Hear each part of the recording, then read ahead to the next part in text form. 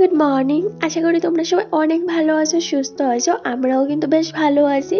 আরেকটা নতুন ব্লগে তোমাদের সবাইকে ওয়েলকাম জানাইতেছি। আই হোপ আজকের এই ব্লগটা তোমাদের ভালো লাগবে, তো সম্পূর্ণ ব্লগটা দেখার অনুরোধ রইল।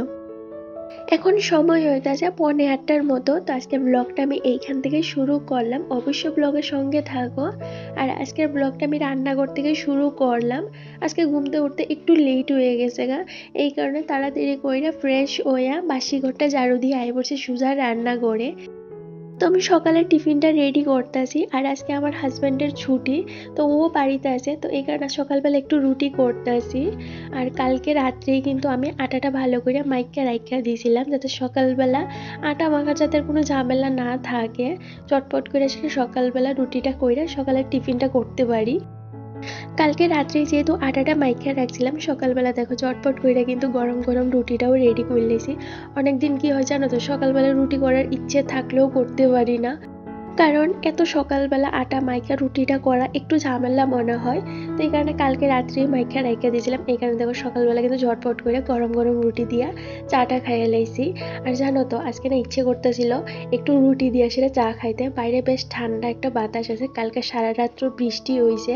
তো সকালবেলা এই যে 1 কাপ গরম চা আর 2টা রুটি দিয়ে সকালের টিফিনটা সারলাম।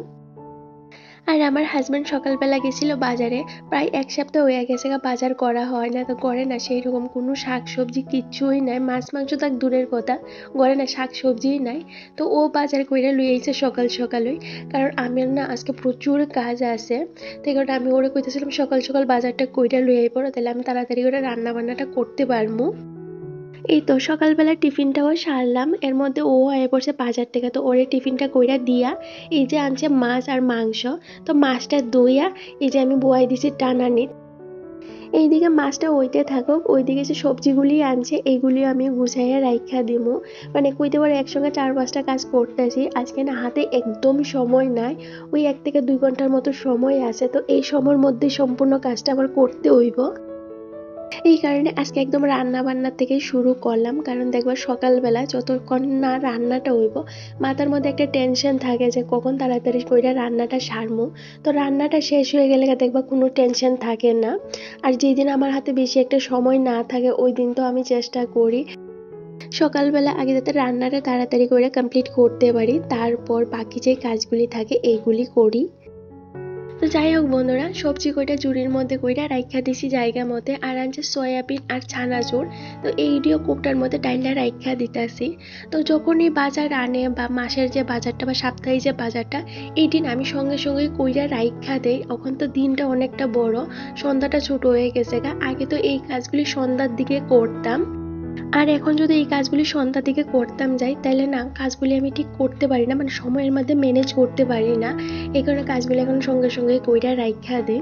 তো যাই হোক, আমার মাছ ভাজা হইয়া গেছে গা, তো রান্নাঘরে মোটামুটি কয়েকটা কাজ সারলাম।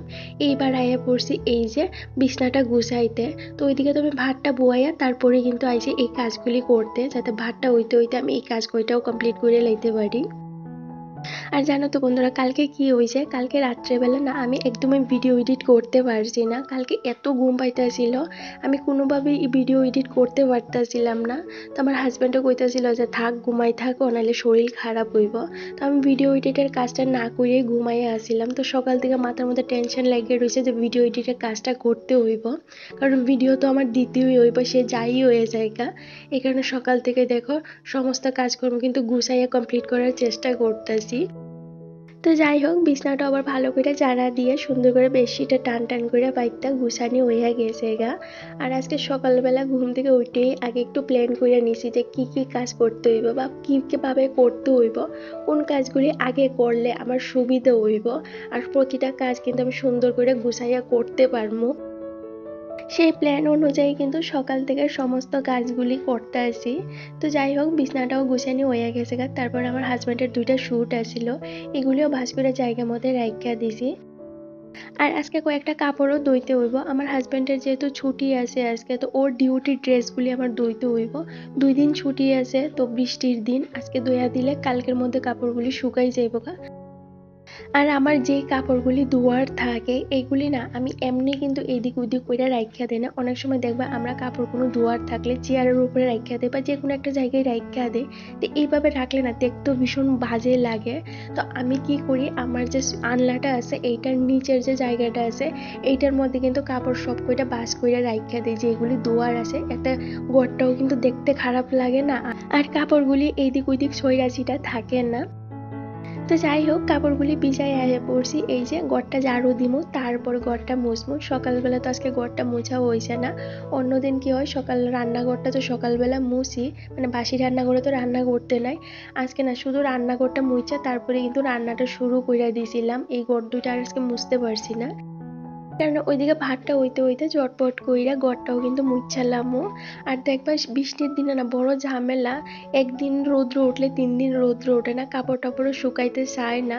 একটু আগে দেখছিলাম বেশ সুন্দর রৌদ্র উঠছে, এখনই রৌদ্র নাই। যাই হোক, চলো এখন চটপট করে ঘরটা মুছি, তারপরে বাকি যে রান্নাটা আছে এইটাও সারতে হইব। আর আজকে সকালবেলা যে ডাস্টিংটা আছে এইটা আর করলাম না, কারণ হাতে বেশি একটা সময় নাই।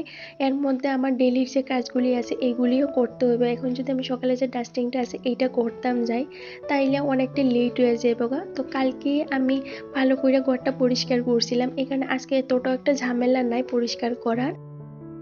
এই তো ঘরটা মুছাইয়া পড়ছি রান্নাঘরে, এবার বাকি যে রান্নাটা আছে এইটা করবো। তো এইদিকে তো ভাতটা হয়ে গেছে গা। আর আমার হাজব্যান্ড কইতাছিল একটু জিরা রাইস করার লাগে সব সবজি দিয়া, এখানে একটু জিরা রাইস করলাম। আর চিকেন রান্না করার লাগে আমি কিন্তু সমস্ত কিছু আগেই রেডি করে রাইখা দিছিলাম, মাছটা ভাজতে ভাজতে। তখন ঝটপট করে চিকেনটা রান্না করুম। তো প্রথমে কড়াইয়ে ফোড়ন দিলাম শুকনা মরিচ আর তেজপাতা, তারপর পেঁয়াজটা দিয়ে একটু ভাজা ভাজা হওয়ার পরে আদা রসুনের পেস্টটা দিয়ে আবার একটু কষানোর পরে মশলাটা অ্যাড করে দিছি। আর আমি মাংসটার মধ্যে কিন্তু আগেই নুন হলুদ মাখাইয়ে রাখছিলাম আর আলুটাও বাচ্চা রাখছিলাম। এবার আলু মাংস সমস্ত কিছু একসঙ্গে দিয়া একটু ডাইকা ডাইকা রান্না করবো। তো চিকেনটা একটু কষানোর পরে এই যে এবার ঝোলটাও দিয়ে দিছি, যেহেতু কষা মাংস করবো এই কারণে বেশি একটা ঝোল দিলাম না। তো যাই হোক, এইদিকে চিকেনটা হয়ে গেছে, নামাইবার আগে একটা টমেটো আর একটু গরম মশলা দিয়ে কিন্তু নামাই লাইছি।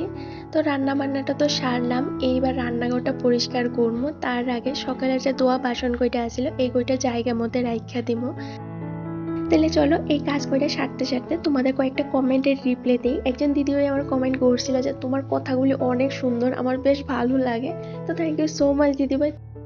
জানো তো বন্ধুরা, তোমাদের কাছ থেকে এতটা ভালোবাসা পামো বা এত সুন্দর সুন্দর কমেন্ট পামো এটা কোনোদিন আর স্বপ্নেও ভাবছি না।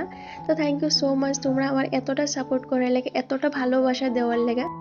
তো সবসময় তোমরা আমার পাশে এইভাবেই থাকো। আর এই পর্যন্ত যদি কোনো বন্ধু আমার ভিডিওটা দেখে থাকো অবশ্যই চ্যানেলটা সাবস্ক্রাইব করে দিও আর একটা লাইক একটা কমেন্ট করে কিন্তু জানাইও। তো যাই হোক, রান্নাঘরটা ভালো করে পরিষ্কার করলাম, আজকে আর তোমাদের সাথে এটা শেয়ার করলাম না। তারপর সকালে যে ব্যাগে বাজার আনছিল এই ব্যাগটাও ধুয়ে দিলাম। তারপর এই পড়ছি এইবার স্নান করে দুপুরে যে খাওয়া দাওয়াটা আছে এইটা করতে, ভীষণ ক্ষুধা লাগছে।